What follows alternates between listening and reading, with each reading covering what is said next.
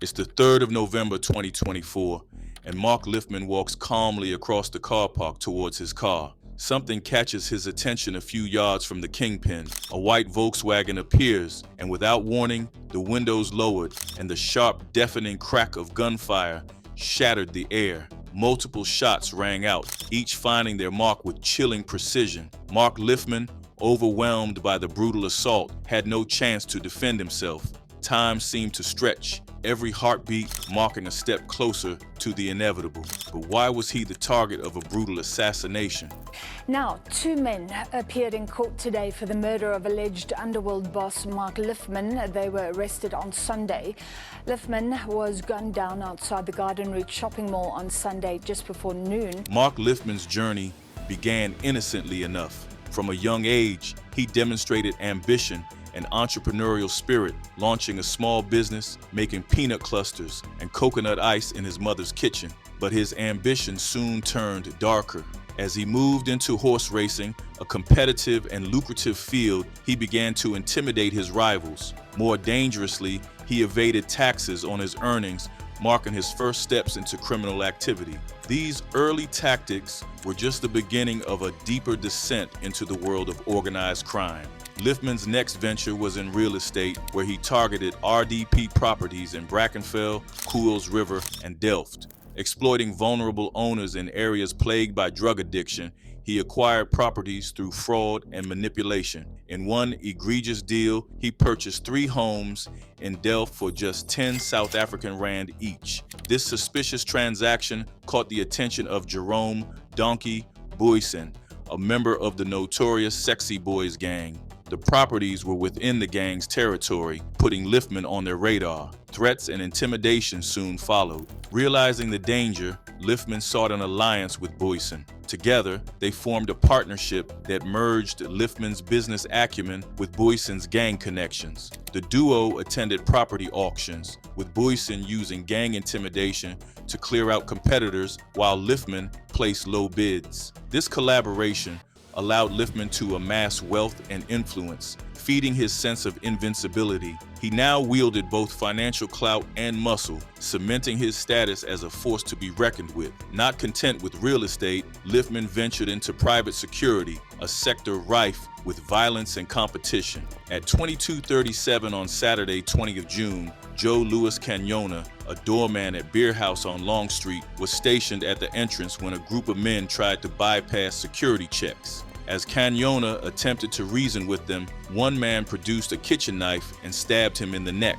It was a steak knife, like something from a restaurant, an eyewitness said. Without withdrawing the knife from his flesh, Canyona struggled to reach his brother Julian inside the club, but collapsed before he could make it. His last words, spoken in French and repeated 3 times, were, "Lord, I put myself in your hands." His death marked another casualty in the violent struggle for control of Long Street's private security industry, spearheaded by the Lifman gang. A few days after the brutal incident at Beer House, the club owner, Randolph Jorberg, receives a statement from a private security firm offering their protection services. But the offer was from not just any security company. This company belonged to Mark Lifman. Previously unwilling to cooperate with such extortion attempts, the murder of his doorman forces him to reconsider. Reluctantly, he agrees to pay 2,000 South African rand regularly, but his battles with Mark Lifman are far from over.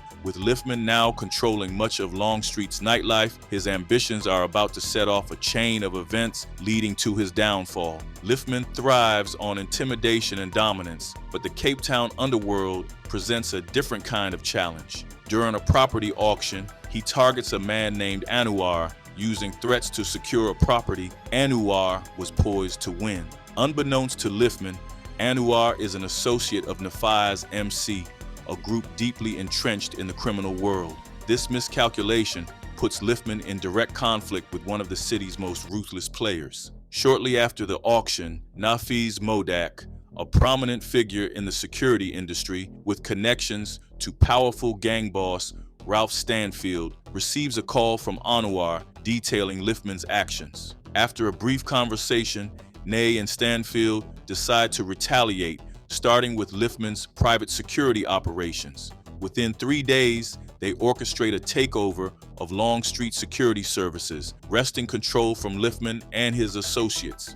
Furious at the loss, Lifman escalates the conflict, placing a 500,000 South African rand on Ralph Stanfield and a staggering 14 million South African rand hit on Nafiz Modak. By April 2017, Lifman gets a tip about Nafiz Modak's whereabouts and mobilizes his trusted hitman, William Reds Stevens, leader of the 27s gang. Stevens assigns shooter Cheslin Adams to execute the plan. Adams arrives at Cafe Caprice in Camps Bay, ready to strike. Gunfire erupts, injuring 2 people, but Nafiz Modak escapes unharmed. Among the witnesses is bartender Gert Johnny Bezuidenhout, who checks on one of the injured men. This harrowing experience leaves a lasting impact on Gert, setting him on a path that will eventually play a pivotal role in Lifman's demise. In July 2017, the stakes escalated again. Ralph Stanfield is on the road to a meeting when 2 vehicles pull alongside his car. An automatic rifle emerges from a back window, unleashing a barrage of bullets. Despite the ambush, Stanfield miraculously escapes with his life. This marks Lifman's second failed attempt to eliminate his adversaries within 4 months. Determined not to let these setbacks deter him, Lifman shifts focus to another Stanfield associate, Brian Weinstein. This time, the hit is successful, but the murder only amplifies the target on Lifman's back. By now, Lifman has made enemies on all fronts. His unchecked ambition and repeated missteps leave him vulnerable, with the walls closing in. As the underworld buzzes with whispers of revenge, it becomes clear that it's only a matter of time before Lifman's reign ends in bloodshed. In the private security business, Mark Lifman's ambition quickly brought him into conflict with powerful figures, including influential investors in the industry. His aggressive tactics and relentless pursuit of dominance made him enemies in high places. It wasn't long before rumors began circulating about a 10 million South African rand bounty placed on his head. The walls were closing in and Lifman's troubles were mounting, not least because of fallout from the Brian Weinstein murder. His hitman had turned state witness, testifying against Lifman and exposing his operations. The trial was a spectacle, dragging in an eclectic cast of characters: businessmen, bouncers, a police officer, an alleged steroid dealer, and members of the 27s gang. Charges ranged from gang activity and murder to conspiracy, money laundering, and possession of illegal firearms and ammunition. In court, the state laid bare the brutal turf wars for control over lucrative nightclub security contracts. Bouncers were deployed like pawns, protecting establishments that were little more than fronts for organized crime. Lifman found himself embroiled in a legal quagmire, shuttling in and out of court to defend his empire. Unbeknownst to him, however, 2 determined men were meticulously tracking his every move, planning his demise. Gert Johnny Bezuidenhout, who had barely survived a shooting at Cafe Caprice, had vowed to bring Lifman down. The experience left a permanent mark on him, compelling him to abandon his bartending job and enter the private security business. He began working as a contractor for PPA Security, where the bounty on Lifman's head provided an added incentive for revenge. Gert soon joined forces with Johannes Jacobs, a former member of the South African Police Special Task Force. Jacobs, who had left the force in the late 1990s, had since disappeared from official records but resurfaced in Cape Town, working in private security. Together, the 2 men began profiling Lifman, meticulously tracking his movements and mapping out his routines. Their surveillance revealed that Lifman often visited the town of George for golf, a regular activity that presented a potential opportunity. Months of reconnaissance culminated in a fateful day, November 3, 2024. On this particular trip, Lifman deviated from his usual protocol. He traveled with only a single vehicle and no security escort. To Gert and Jacobs, it was the perfect moment. They trailed him to George, maintaining a discreet distance and waiting for their chance to strike. Lifman parked at a local mall, stepping inside briefly to purchase refreshments. As he returned to his Ford, a Volkswagen discreetly maneuvered into position nearby. Lifman noticed the movement but had no time to react. A hail of bullets tore through him, leaving him lifeless in the parking lot. His reign as one of South Africa's most notorious kingpins came to a sudden, violent end. The assassins sped away from the scene, heading to a nearby farm. There, they changed the vehicle's registration plates and disguised themselves in women's clothing, attempting to evade detection.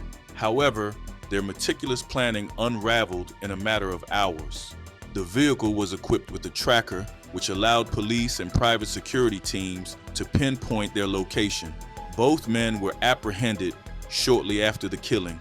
According to a Cape Argus source, Johannes Hendrik Jacobs and Gert Bezuidenhout had allegedly been part of the 6-month plan, which included multiple trips to the garden route to scout the area, trace Lifman's movements, and plan an escape. The suspected killers of controversial Cape Town businessman Mark Lifman will have to wait until next year to learn whether they will be granted bail. Johannes Hendrik Jacobs and Gert Johannes Bezuidenhout faced a crowded courtroom at the George Magistrates Court on Thursday. The court has postponed their bail hearing to January 16th and 17th. Thanks for watching, and see you in the next video.